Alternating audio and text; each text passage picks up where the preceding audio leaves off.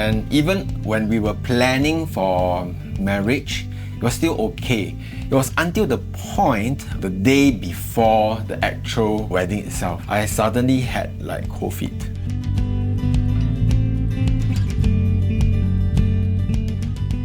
Hello and welcome to the Connect2 Marriage Podcast. I'm Jo and I'm your host for this episode.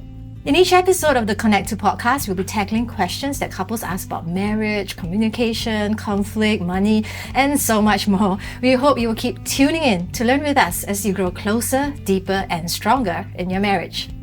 Now, it's never easy to experience our parents' marriage breaking up, but how does that really impact a person growing up and even in their future relationships and their own marriage? Well, we find out more in today's episode, which is about the runaway groom. I'm sure you're as curious as I am. There obviously is a runaway groom in the studio today. I want to just welcome Andrew and Evon. Thank you for coming today to share with us on this topic. Thank you. Thank you. Andrew and Evon have been married for 13 years. Andrew used to be a businessman and dealing with international trading. Evon is an educator working with kids aged 6 to 12. No kids yet of your own. No, not yet. But 13 Hopefully years of soon. marriage. Hopefully, okay, we will hope together and pray together with you. 13 years is quite a great feat in itself, but we know it almost didn't happen. Obviously, you, Andrew, are the runaway groom. Tell us the story. Actually, I didn't thought of my parents' relationship would affect me that much. During courtship, actually, we were quite happy about everything, with each other. And even when we were planning for marriage, it was still okay. It was until the point, the day before the actual wedding itself, I suddenly had like cold feet. There were so many things that were running through my mind, especially my parents' failed marriage, particularly my dad, because my dad wasn't quite responsible person. Basically, he left us quite a long while. I was only able to see my dad maybe once in a year, 2 days. Okay, but he was coming to your wedding. He went to my wedding. Okay, he came back and today I see him quite often. But during my growing up years, he's not present. So did you literally run away? In the end, I did not. It was a great struggle. I did not sleep for almost the entire night. It was very stressful. I was thinking, would I be like my dad? Would I be able to be responsible? Would I betray my wife to be? Okay, so all this was happening just the night before Yes, the wedding. just the night before. And Evon, did you have any clue that this was going on in him? Actually, no. Yeah, he didn't tell me that he was that afraid of the wedding that he almost ran away. So it's until many years later that he shared with people, then I got to know that. So he was quite afraid to the point that he almost ran away. So it almost didn't happen, but Evon was clueless about it all until years later. I'm very good at hiding. So in the lead up, in the wedding preparations and all this, nothing of that sort came up. All the concerns that you just mentioned that you were brooding over and kept you awake the whole night. Yes. No. It never came up. No. Until the night before. Until the night before when, because in my faith, we know that marriage is for a lifetime. Mm-hmm. So before I see my wife walk down the aisle and make this vow before God and man, there's this thing inside me that was thinking, am I really ready for the vow? Because preparing for all this, the whole preparation of wedding is very busy with a lot of practical things. It was only the night before when you think of not the wedding, but the marriage, the vow that you're going to take tomorrow, that you will stick with this person till death do you part. So reality only hit on what's going to happen 24 hours before. Less than 24 hours. The night before. The night before. The next morning I had to go because we are... But did you not think of calling Evon? She is already fast asleep because if you want to marry a Teochew, you have to marry her before the day breaks. So the bride will have to sleep very early and she have to wake up very early the next morning. So when I was having this panic attack, she's already very much asleep. So in the end, what happened? What made you go through with it? You showed up, right? Yeah, I showed up. So I was praying. I really prayed very hard. I was asking God, will I be like my dad? So that was your biggest fear? That was my biggest fear. Did you have it all resolved when you went ahead with the wedding, or was it kind of you were actually in two minds even though you were making this commitment and vow. To be very, very frank, it was not totally resolved. But I read the Bible and the Word of God actually gave me assurance that He is with me no matter what will happen in future. So on the wedding day, Yvonne shows up, she walks down the aisle, and you are totally clueless that he's even entertained doubts about marrying you. Yeah, totally clueless. Okay. I didn't know anything about Maybe it. it was good that you didn't know, huh? Yes, I think so. Looking back, yes. Would it have changed your mind had you known? I don't think so. I was pretty confident of who I'm going to marry, and then I think he would be the right choice for me, right from the very start. Right. I mean, did you guys go through like marriage preparation? Yeah, we and did. that kind of thing? Yeah, it helped a lot. Okay, so it helped, but yet this part of your fear of repeating, in a way, repeating history from your own family origin kind of didn't surface. I did mention it during the marriage prep, but of course, I mentioned it's just more of like self-doubt. I was assured during the marriage prep, but that fear and that thought of just running away from it, it just happened the night before. So, Yvonne, actually, you did know about Andrew's past, Yes. or at least like his family background and history. Was that of concern at all? Your family background would be different? Yeah. I grew up from a healthy family. Both my parents are together. Not really very loving towards each other. Yeah, later on they became better. But growing up, they were arguing with each other quite a lot. But they are still together. Yeah, so after I know about Andrew's background, his fear towards marriage and also his fear of becoming like his dad, initially I do have some doubts about our future. But after praying about this, I also have this assurance from God that this is the right guy for me and I should go forward and build a life together with him. So at what point did you know, Yvonne, that Andrew actually almost walked away, ran away the very night before? It was not on the wedding day itself, not immediately after. So how long after then this actually surfaced? And why did it surface actually? It was many years later. I think the first time I shared it, was it during a sermon or something like that? Yes, I think So you didn't hear it firsthand. I didn't. You heard it together with everybody else. Yes. Okay. How did that make you feel? I mean, like, I was a bit shocked also. So I was like writing, But I can understand. because I share church also. During that sharing, I was just thinking, how do I bring my point across? So I decided to share this very intimate part of my history. but without first sharing with your wife. Yes. So now that this is kind of water under the bridge in a sense, you are still together after 13 years, right? Yeah. And now that you have the wisdom of hindsight and looking back, how has that played into your marriage and your relationships? I mean, and research also shows us that divorce has an impact, on not just on the marriage of the couple getting a divorce, but also the larger family, particularly the children. And I guess that's where you come in, right, Andrew? Yeah. That was probably your experience about the impact of divorce as a child of divorce. But it also, since it affects you, it affects your future relationships, it affects Yvonne as well. How do you see that played out? Marriage is one of the most rewarding things in life. Yet, navigating marriage as newlyweds or an engaged couple can sometimes get overwhelming. Whether it's managing expectations of the in-laws, getting a good grasp of your family finances, or establishing good habits of communication and healthy conflict. Focus on the Family Singapore's Marriage Preparation Program aims to help you build a solid foundation in the early years and prepare you for the adventure of your life. Visit family.org.sg/C2 Marriage Prep for more information today.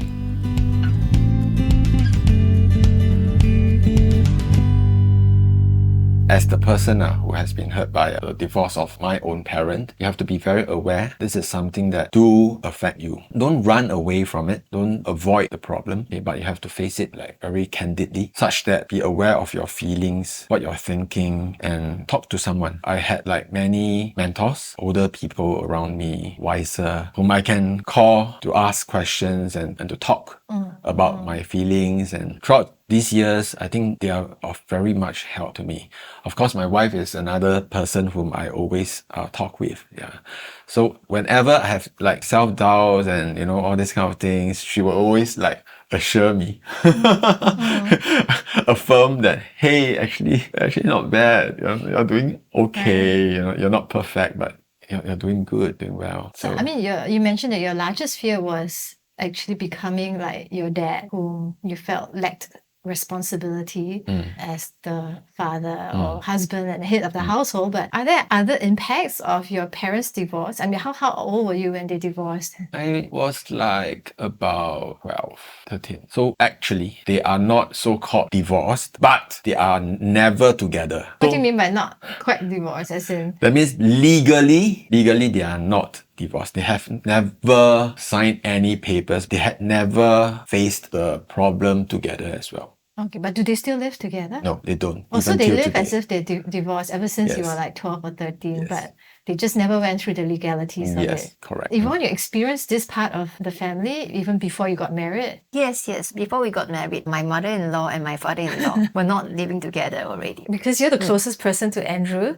do you see the impact of his parents' marriage or lack of a marriage on Andrew? I think it impacts him positively, actually. Andrew is always very aware of his parents' failed marriage, so much so that he keeps reminding himself that he shouldn't repeat his father's mistakes. I can feel that in him. So everything that he does, he will ask himself repeatedly, should I do this thing this way or should I do it in another way? He would always consult people before he makes a big decision. It sounds like having other people in your lives and in your marriage is actually quite critical to helping you process some of these issues.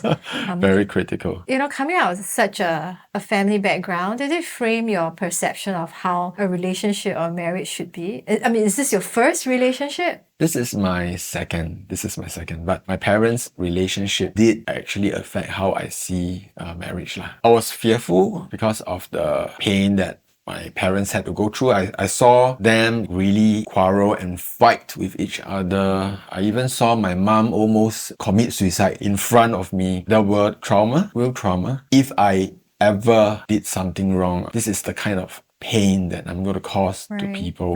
It's something that is quite traumatic as a young person. So it's more the emotional toil that it took on others, which you felt, is a heavy responsibility. And the kids. If we had a kid, it would greatly affect the kid because I am a victim of such so-called family violence. It's not like physical violence, but I would consider this as something of emotional violence to kids. So it sounds like because of what you went through, you become more intentional in your marriage to make sure you don't repeat history.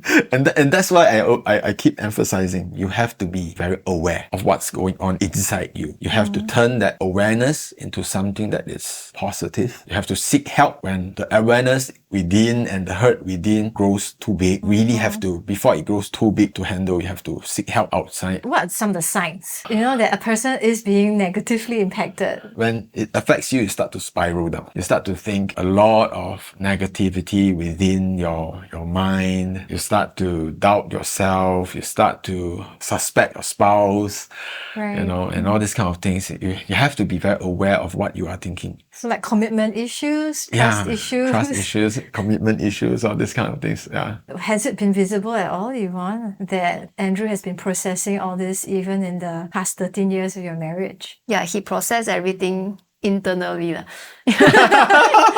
Yeah, he didn't really show much of his, all this processing outwardly. But I know him as a person. He is somebody who will think before he acts. So I'm not surprised that he processed so much within him. Would you have preferred to hear the processing upfront? Sometimes he will share to me, but not all the time. Usually in our podcast, we will address one frequently asked question that couples may have about dating or about marriage. And today's question is this: my parents separated when I was 9 years old. It had always been difficult at home with them constantly angry and bickering. I've not had many positive role models for marriage, and now that I'm in a serious relationship, what else can I do to heal from the past and to have more hope for a better, more stable future for myself and my future wife? Okay, the first thing is to acknowledge your parents' marriage do affect you, but at the same time, you have to separate. Your parents' marriage is not your marriage. You have a fresh start. You can choose to work for your marriage and to strive for your marriage. Read books about marriage, how to prepare yourself for marriage, to become